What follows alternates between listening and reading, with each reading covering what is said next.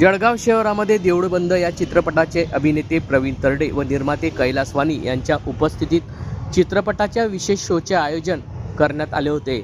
माझ्या पत्नीचा अभिनय तुम्हाला कसा वाटला? चित्रपट पाहणाऱ्या प्रेक्षकांशी प्रवीण तरडे यांनी मनमोकळा संवाद साधला। माझा चित्रपट शेतकऱ्यांच्या आत्महत्या थांबवायला मदत करेल असा आशावाद अभिनेता प्रवीण तरडे यांनी व्यक्त केला आहे। यावेळी चित्रपटगृहातील प्रेक्षकांसोबत प्रवीण तरडे यांनी सेल्फी व्हिडिओ कॉल केल्याचं पाहायला मिळाले। सामाजिक विषयावर सिनेमे करून समाजात देणं लागतो आणि ते फेडण्याचा प्रयत्न करत असल्याचे अभिनेता प्रवीण तरडे यांनी मत व्यक्त केले। प्रत्येक काळात प्रत्येक वेळी आव्हानं ही वेगवेगळी येत असतात। आव्हानांना तोंड देऊन पुढे जाणारं हे प्रत्येकाचं काम आहे। उद्याची सकाळ मस्त आहे, ते उगवण्याची आपण वाट पाहावी।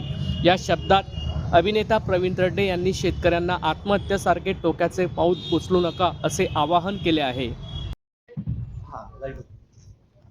हा लाईट कमी करावं नाही तर महाराष्ट्रातल्या अशा भागांमध्ये आम्ही फिरतोय। काय झालं की सिनेमा वाटलं की आपण अशा भागात गेलं पाहिजे जिथं मराठी कलाकार, लेखक, दिग्दर्शक पोहोचत नाहीत। आणि मग ठरवून मी विदर्भापासून सुरुवात केली। सगळं विदर्भ, अमरावती, अकोला, शेगाव करत करत आता मी जळगावला आलो। उद्या मी परत जळगाव, अंमळनेर, एरोंडेल, पाचोरा असं प्रत्येक ठिकाणी जाणार जिथं सिनेमावर प्रेम करतो। सिनेमा आवडला ना तुम्हाला? हा, अभिनय पेक्षा माझं लेखन दिग्दर्शन आवडलं ना? अभिनय माझा बायकोचा बघा, ती आवडली का नाही? कशी आहे संगी पायगुडे? तर धन्यवाद मंडळी, मला खूप बरं वाटलं। मी जसं नेहमीप्रमाणे ज्या जिल्ह्यात जातो, शहरात जातो, तिथल्या प्रेक्षकांबरोबर व्हिडिओ करून हा सर्वत्र टाकतो। तर एवढ्या व्हिडिओसाठी फक्त तुम्ही सगळेजण एकदा उभे राहा, मी टाक सुरज बंद करू। तुम्ही तुमच्या खुर्चीत असलं पाहिजे, तुम्ही तुमच्या जागेवर।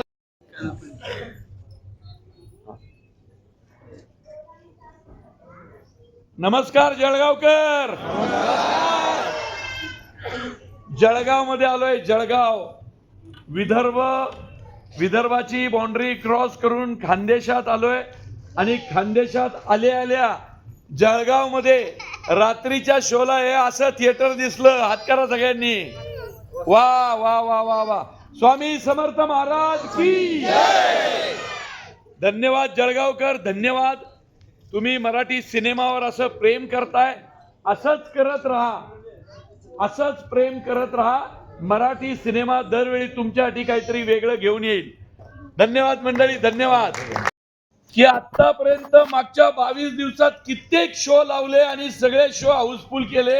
ही अशी माणसं स्वामी सेवेला आणि मराठी सिनेमाला पुढे नेत आहेत। धन्यवाद गजाननराव। एकदा जोरदार टाळ्या यांच्यासाठी वाजवा। हा सिनेमा आता 75 कोटीला येऊन टेकलाय। आपल्याला लवकरात लवकर 100 पार न्यायचा आहे। त्यामुळे प्रत्येकाने जो भेटल त्याला सांगायचं देऊळबंद बघितलंच पाहिजे। सांगणार का नाही? धन्यवाद। राम राम, स्वामी ओम। चांगला प्रतिसाद मिळतो आहे। आज जळगावात आपलं आगमन झालेलं आहे, विशेष शोचं आयोजन करण्यात आलंय, काय सांगाल? संपूर्ण महाराष्ट्रात ज्या पद्धतीनं देऊळबंदला रिस्पॉन्स मिळतोय ते खरं मराठी चित्रपट सृष्टीसाठी खूप चांगली गोष्ट आहे। कारण राजा शिवाजी आणि त्यानंतर लगेचच देऊळबंद 2 सलग 2 चित्रपटांनी मिळून 40 दिवसाच्या आत 250च्या आसपास आपण आलो। व्यवसाय 200-2.25 करोड। तर हा मराठी चित्रपट सृष्टीचा विजय आहे। आणि देऊळबंद ज्या पद्धतीनं लोकांनी स्वीकारलाय, कदाचित महाराष्ट्रातील लोकांना त्यांना जे आजवर हवं होतं कदाचित ते सिनेमात दिसलं। मग ती स्वामी भक्ती असेल, शेतकऱ्यांचा प्रश्न असेल, सामाजिक भान जपणारा विषय असेल, मोहन जोशी, स्नेहल तरडेचा अप्रतिम असा अभिनय असेल, प्रशांत मिसळेचं सिनेमॅटोग्राफी असेल, मयूर हरदासचं एडिटिंग असेल, थोडक्यात काय तर प्रत्येकाला जे हवं होतं ते या सिनेमातून मिळालं. तुम्ही जी व्यवस्था दाखवलेली आहे शेतकऱ्यांप्रतीच सरकार ज्या पद्धतीने उदासीने प्रशासकीय कारभार उदासीने खरोखर अशी परिस्थिती महाराष्ट्रात सध्या तरी आहे. काय वाटतं तुम्हाला? मी असं काही सिनेमात दाखवलेलं नाहीच आहे. सिनेमा असल्या गोष्टींवर माझं नाही, माझ्याकडे एवढा वेळ पण नाही. मी काही कोणी रिकाम टेकडा लेखक दिग्दर्शक नाही की उठ सूड बसलोय कुणावरही टीका करत.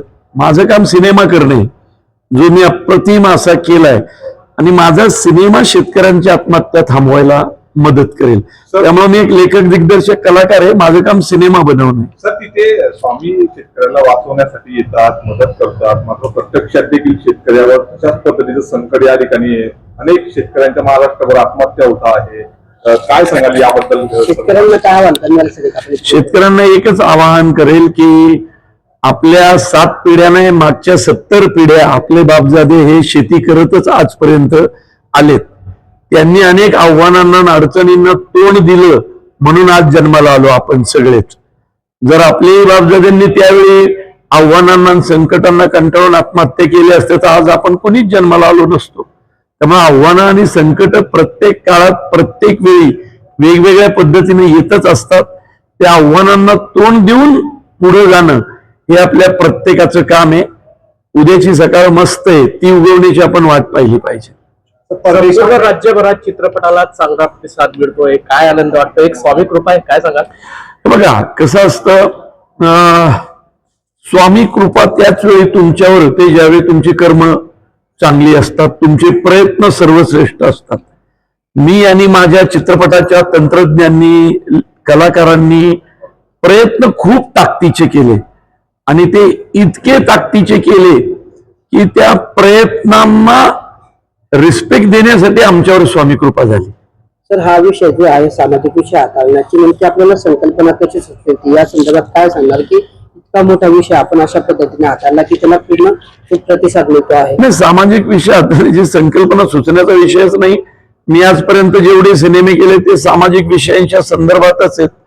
माझा आजपर्यंत कुठलाही सिनेमा हा निव्वळ मनोरंजनासाठी झालेला नाही. त्यातनं काहीतरी आपण समाजाचं देणं फेडलं पाहिजे त्याचा आमचा प्रयत्न असतो. तो आम्ही या चित्रपटाच्या माध्यमातून फेडला आणि नुसता सिनेमाच केला नाही तर निर्माते कैलास वाणी जे स्वतः तुमच्या भागातले आहेत, खानदेशचे आहेत, आणि त्यांचं नेहमी म्हणणं असतं की आपण समाजाचं काहीतरी देणं फेडलं पाहिजे. आणि संपूर्ण महाराष्ट्राला नाही तर संपूर्ण देशाला खानदेशातल्या या निर्मात्याचा कायम अभिमान वाटत राहील की या देशात एकतरी निर्माता असा होऊन गेला ज्यांनी चित्रपटात मिळालेला कोट्यवधी रुपयांचा प्रॉफिट 1 रुपयाही स्वतःसाठी न ठेवता शेतकऱ्यांच्या पोरापोरींच्या शिक्षणासाठी दिला. त्यामुळे खानदेशच्या या माणसाचा अभिमान फक्त खानदेशातल्या लोकांनी नाही तर संपूर्ण देशभरातल्या लोकांनी बाळगला पाहिजे. जर एखादा सिनेमा शेतकऱ्यांच्या हितासाठी केलाय तर त्या प्रेमापोटी स्वामी सेवेपोटी पाहिलं ना या राज्यातल्या हजारो लाखो लोकांनी, मग मान्य ते उत्पन्न आहे पण ते उत्पन्न देण्याचा निर्णय या निर्मात्यांनी घेतला याचा मला अभिमान आहे. सर, हिंदी चित्रपटांसोबत आता मराठी चित्रपट देखील या ठिकाणी त्याच पद्धतीने गाजताना दिसत आहे. मग हिंदी चित्रपटांना ज्या पद्धतीने बिग बजेट या ठिकाणी खर्च लागतो, वाढवला खर्च लागतो, आपण कमी खर्चामध्ये या ठिकाणी मराठी चित्रपट सृष्टीमध्ये देऊळबंद 2 काढून अति उत्तम प्रतिसाद या ठिकाणी दिसतोय, कसं बघतात? हीच तर मराठी सिनेमाची खासियत आहे. आपल्याकडे मुळात कोणी सेलिब्रिटी नाही, आपल्या इंडस्ट्रीत कोणी मोठा हिरो नाही. आपल्या इंडस्ट्रीमध्ये एकतर डिरेक्टर मोठा असतो आणि कॉन्टेंट मोठा असतो. त्यामुळे आपल्याकडे नेहमी चित्रपट हा हिरोचा नसतो, तो दिग्दर्शकाचा असतो. तुम्ही नीट बघा, महेश मांजरेकरांचा शिवाजीराजे भोसले गाजला, नागराज मंजुळेचा सैराट गाजला, रितेश देशमुखांचा वेड आणि राजा शिवाजी गाजला, प्रवीण तरडेचा मुळशी पॅटर्न आणि देऊळबंद गाजला. डिरेक्टरच्या नावाने आपल्याकडे सिनेमे ओळखले जातात, ही खूप चांगली गोष्ट आहे. सर, साधारण बघायला गेला तर अनेक ठिकाणी मराठी चित्रपटांना ज्या पीव्हीआर किंवा इतर जे असतात त्या ठिकाणी शो खूप कमी मिळतात. त्याच्यामुळे मराठी सिनेमात थोडे कधी वेळ मिळत नाही. मी ही तक्रार करू शकत नाही. मी आजपर्यंत 6 सिनेमे केले, 6ही सिनेमे सुपरहिट ठरले आणि 6ही सिनेमांना भरपूर स्क्रीन मिळाल्या. सर्वांनी अगदी मनसोक्त स्क्रीन दिल्या माझ्या सिनेमांना. सिनेमा चांगला बनवला की स्क्रीन ह्या मिळतातच, कारण चित्रपट ज्यांनी थिएटर्स उभी केली आहेत त्यांना पैसाच कमवायचा ना. चालणाऱ्या सिनेमाला स्क्रीन नाही देणार असं कसं होईल? त्यांना पैसे पाहिजेतच ना. त्यामुळे सिनेमा चांगला बनवला की स्क्रीन ह्या मिळतातच. तर एक शेवटचा प्रश्न आहे की पुढच्या भागांची खूप उत्सुकता आता लोकांना लागलेली आहे देवीबंदच्या. अशाच पद्धतीचे पुढचे भाग कसे असतील काय? तो माझा अधिकार नाही. पुढचे भाग करणं वगैरे सगळं निर्मिती मूल्यांशी, ते वाणी साहेबांचा अधिकार आहे. वाणी साहेब काय पुढचे भाग किती करणार, काय आहे तुमचं म्हणणं? आपण आता देऊळबंद 1 आणि 2 झाल्या, आपण देऊळबंदचे 11 भाग करत आहोत. पुढचा भाग ऑलरेडी डिक्लेअर केलाय आपण, आत्मनिर्भर भारत. ते आपल्या देशातलं टॅलेंट बाहेर गेले परदेशात, त्यांना आणण्यासाठी स्वामी जाणार आहे. आपण वेगवेगळे सामाजिक विषय घेऊन पुढे जात आहोत. जसं आता शेतकऱ्यांवर आता पुढचा आत्मनिर्भर भारत आहे. असे प्रवीण आम्ही ठरवले की जे समाजाला आपण काहीतरी देऊ शकतो आणि जेणेकरून समाजाची काहीतरी प्रगती होईल आणि समाजाला काहीतरी त्यातलं ज्ञान मिळेल, हे आपण विषय वेगवेगळे घेऊन जात आहोत. या वेगवेगळ्या विषयामध्ये समाज प्रबोधन करणार आहेत, कारण की आपल्याला समाजाला काहीतरी देणं आहे. ते आम्ही सिनेमाच्या माध्यमातून आणि हितासाठी, सर्व समाजाच्या हितासाठी आपण हे काम करत आहोत. आणि माझा संकल्पच आहे की याच्यातनं जो पण प्रॉफिट मिळेल हा मी समाजासाठी देणार आहे. तुम्ही कशा पद्धतीने प्रॉफिट आहे समाजासाठी केला, शेतकऱ्यांसाठी केला, कसं इतरही लोकांना आव्हान केलं तुम्ही अशा पद्धतीने? कारण शेतकऱ्याची परिस्थिती फार बिकट झाली सध्या महाराष्ट्रामध्ये. वेगवेगळ्या आसमानी सुद्धांनी संकटांना शेतकरी तोडले, शेतकऱ्यांसाठी धावून आलं पाहिजे असं वाटतं तुम्हाला प्रत्येकाने? नाही, धावून ते पाहिजे. आता कसं समाज प्रबोधन हे होत आहे, कारण जो हा सिनेमा बघेल त्याच्या मनामध्ये कधी हा विचार येणार नाही की तुम्ही आत्महत्या करायला पाहिजे. म्हणजे नुसतं शेतकरीच नाही तर कोणी पण तिथे ज्यांनी सिनेमा बघितला असेल त्याला हेच कळालं असेल की आपण आपल्या स्वतःच्या पायावर उभं राहायला पाहिजे. आत्महत्या त्याला पर्याय नाही. आपण त्याच्यातनं काहीतरी ह्या सिनेमामधून आपण बोध घेणार आहोत. याच्यातलं जे नैराश्य असतात किंवा जेव्हा आत्महत्या होती ते आपण ओळखली पाहिजे, आपल्या एकमेकांना मदत करायला पाहिजे, हा एक विषय आहे.